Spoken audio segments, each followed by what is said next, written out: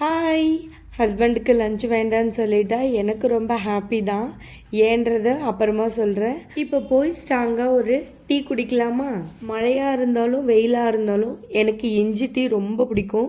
அதுவும் ரொம்ப ஸ்ட்ராங்காக இஞ்சி டீ போட்டு குடிப்பேன். அந்த மாதிரி தான் இன்றைக்கும்.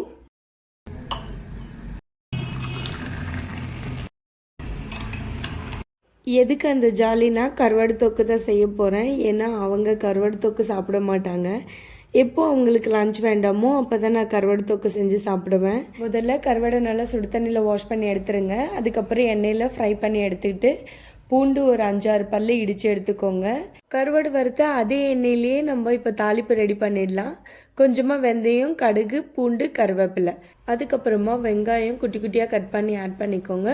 வெங்காயம் நல்லா வதங்கினதுக்கப்புறம் தக்காளி ஆட் பண்ணிக்கலாம். ரொம்ப சிம்பிளாகவே செஞ்சிடலாம். எனக்கு ரொம்ப பிடிக்கும். தக்காளி நல்லா வதங்கினதுக்கப்புறம் கொஞ்சமாக கல்லுப்பு ஆட் பண்ணிக்கோங்க. மஞ்சள் தூள், மிளகாய்த்தூள், தனியாத்தூள் எல்லாமே ஆட் பண்ணிவிட்டு மிக்ஸ் பண்ணிவிடுங்க. புளி கரிசல் ஆட் பண்ணிக்கோங்க. கொஞ்சமாக தண்ணி, வறுத்து எடுத்து வச்சுருக்க கருவாடு. அவ்வளோதான். சுட சுட சாதம் போட்டு இந்த தொக்கு சாப்பிடும் போது அவ்வளோ டேஸ்ட்டாக இருக்கும். ரொம்ப சிம்பிளாகவே செஞ்சிடலாம். பாய்.